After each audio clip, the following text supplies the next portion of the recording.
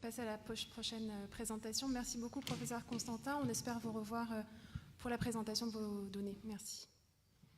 Donc, je vous propose de revenir sur le sujet brûlant de l'hypothermie, oui, en accueillant Noël Brulé, PHECH de Nantes, qui va nous parler du protocole Hyporem. Brûlé, la femme qui refroidit les morts. Bon. Je vais essayer de partir d'ici. Hop. Merci de m'avoir invité. Donc, je suis le docteur Noël Brulé, je suis PH en médecine intensive réanimation au CHU de Nantes et je vais vous parler du protocole Hyporem. Je ne déclare pas de conflit d'intérêts. Donc, vous le savez, le contexte en France est que le nombre d'organes transplantés a augmenté depuis plusieurs années, mais que malgré ça, il persiste une inadéquation entre le nombre de patients en attente de greffe et le nombre de patients greffés. Et on note une progression permanente du nombre de personnes en liste d'attente. Le délai avant une transplantation peut durer plusieurs mois, voire plusieurs années. Donc, pour remédier à cette pénurie de greffons, plusieurs axes thérapeutiques ont été développés. Et vous le savez, une des pistes intéressantes est de limiter la dysfonction du greffon. Le principal marqueur de dysfonction du greffon est le DGF. Le DGF est le marqueur pronostic majeur de survie du greffon et du patient à long terme. Le DGF est défini comme la nécessité d'avoir recours à une séance de dialyse dans les 7 jours suivant la greffe, hors situation d'hypercalémie précoce. Et c'est la principale manifestation clinique des lésions rénales secondaires au phénomène d'ischémie-reperfusion.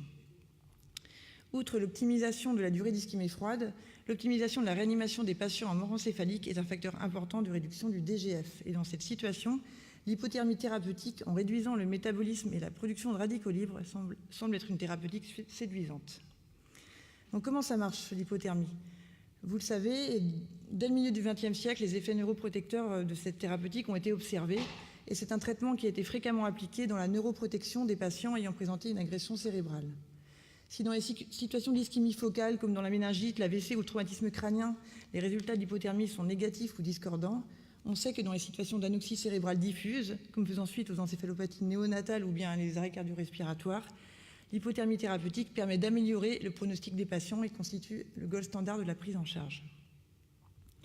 Les mécanismes d'action de l'hypothermie sont multiples, comme vous pouvez le voir sur cette slide, et passe notamment par la diminution du métabolisme cérébral et la diminution de la production de radicaux libres.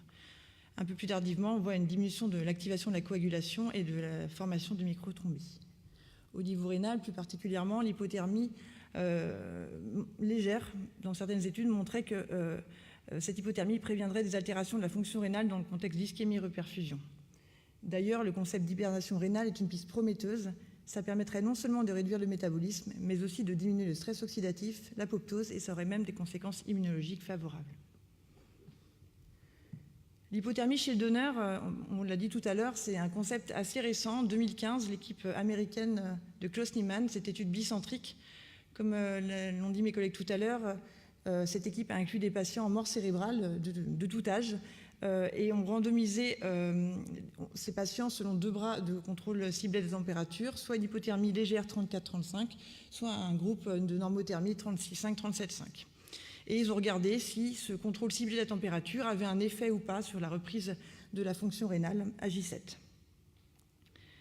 Dans cette étude, eh bien, elle a été interrompue au terme de l'analyse intermédiaire à 370 patients, puisque les résultats vous ont été montrés tout à l'heure, mais sont assez probants. On a un taux de DGF qui est significativement plus bas dans le groupe hypothermie que dans le groupe normothermie, 28% versus 39%. Et dans le groupe des patients à critères élargis, qui représentait 29% de la population totale, c'était encore plus probant, avec 31% DGF dans le groupe hypothermie versus 56% dans le groupe normothermie. Cette étude a des résultats qui sont très séduisant, mais a fait quand même l'objet de plusieurs critiques, notamment le temps d'ischémie froide qui était significativement plus élevé dans le groupe normothermie. Il y a une sous-utilisation des machines à perfusion, ce qui diffère de la pratique actuelle en France. Et puis, la population de cette étude bicentrique américaine était nettement plus jeune que dans notre population française. Et finalement, les résultats sont difficilement extrapolables. Il convient de noter que dans cette étude, les autres greffons prélevés n'ont pas présenté de problème, que ce soit les cœurs, les foies, pancréas. Il n'y a pas eu de perte de greffons supplémentaires. Donc, compte tenu des avantages théoriques de cette technique d'hypothermie, et en particulier chez les donneurs les plus âgés, il nous a semblé important de mettre en route le protocole IPOREM. Donc le protocole IPOREM vise à évaluer l'impact de l'hypothermie thérapeutique chez les donneurs d'organes les plus fragiles, les donneurs à critères élargis, et d'évaluer la reprise fonctionnelle du greffon chez le patient transplanté. Donc c'est une étude randomisée, prospective, de soins courants multicentriques. Vous voyez sur la carte de gauche, c'est un peu flou, mais 35 centres de réanimation de toute la zone ouest, plus le centre de réanimation de Dreux, de Marseille, Timone et bientôt d'Avignon, incluent les patients donneurs d'organes en France. Et l'ensemble des centres de transplantation de France a accepté de participer également au protocole IPOREM. C'est les centres représentés sur la carte de droite. Les critères d'inclusion dans le protocole IPOREM sont les suivants. Une lésion cérébrale aboutissant à un état de mort encéphalique confirmé selon la législation en vigueur en France. Bien sûr, il ne faut pas qu'il y ait de contre-indication médicale à un don d'organes et en particulier un don de rein, et les proches des patients sont informés.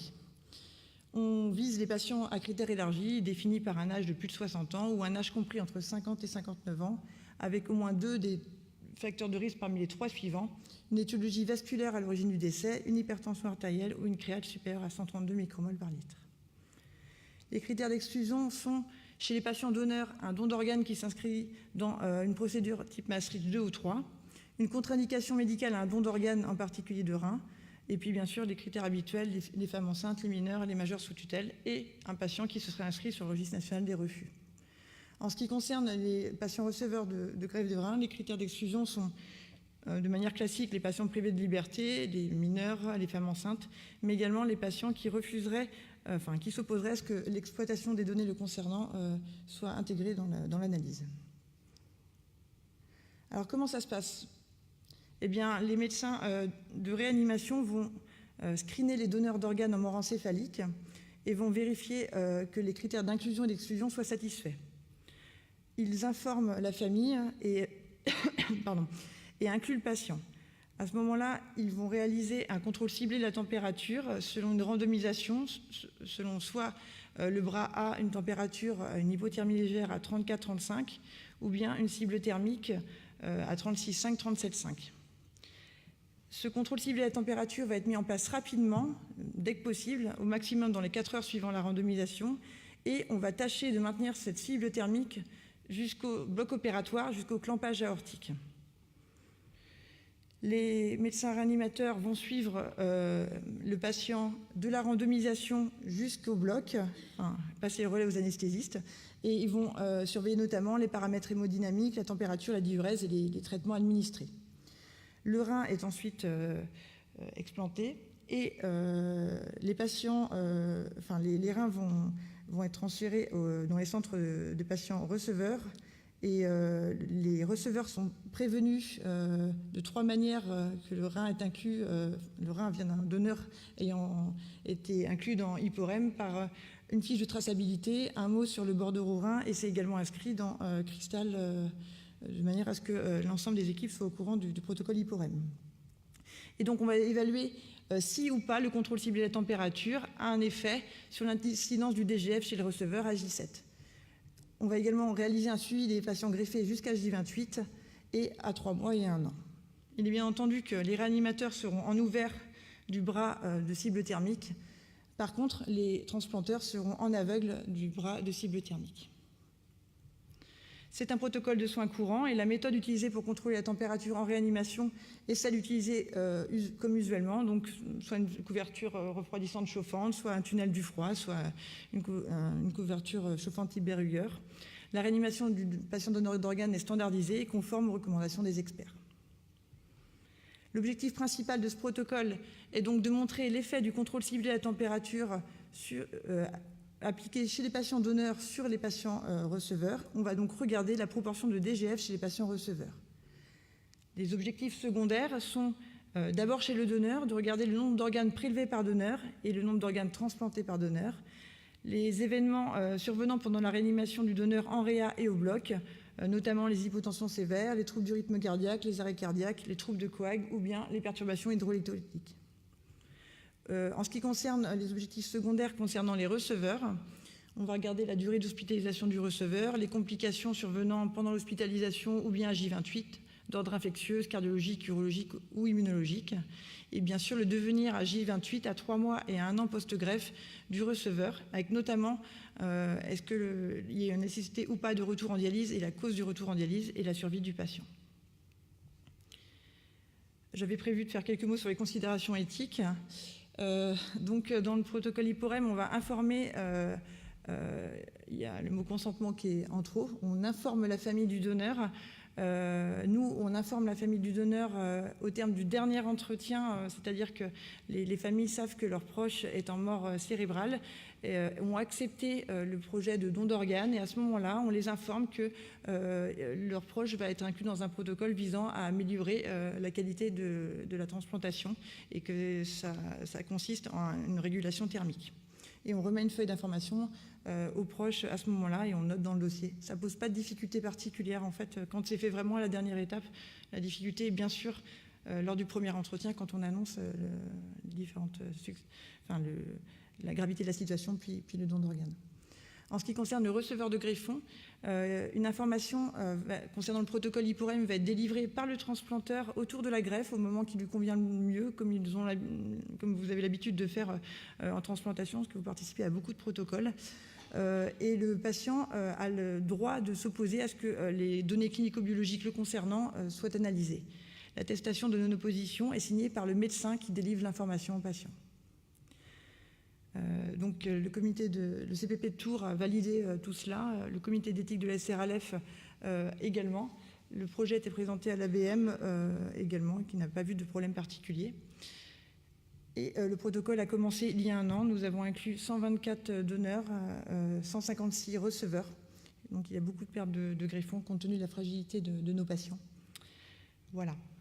Donc pour conclure, la qualité de la réanimation du donneur est un temps primordial dans le succès de la transplantation. Le contrôle ciblé de la température lors de la réanimation des donneurs est une piste séduisante et facilement exploitable, en particulier pour les greffons les plus fragiles, et ce, en complément des autres thérapeutiques de préservation d'organes. Je vous remercie. Merci à vous. Je vous propose de poser des questions. Si vous avez des questions assez spécifiques, de les poser maintenant. Si c'est d'ordre un peu plus général, éthique, peut-être de les garder pour la table ronde qui risque d'être passionnante. Est-ce qu'il y a des questions ? Pierre ?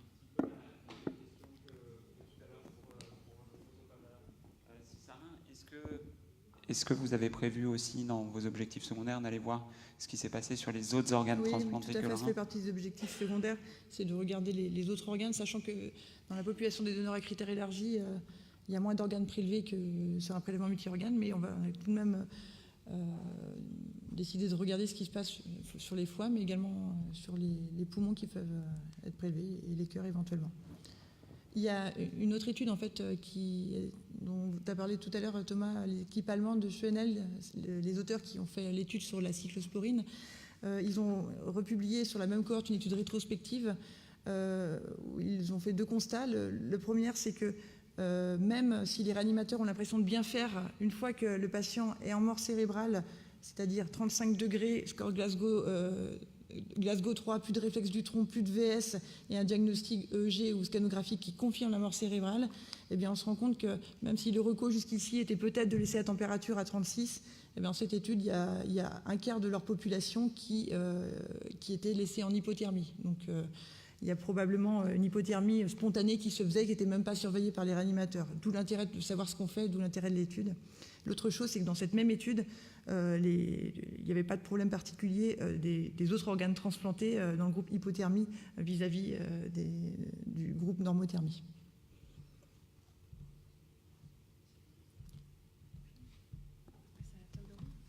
On va clôturer cette deuxième partie et passer à la table ronde, modérée par Quentin et Michael.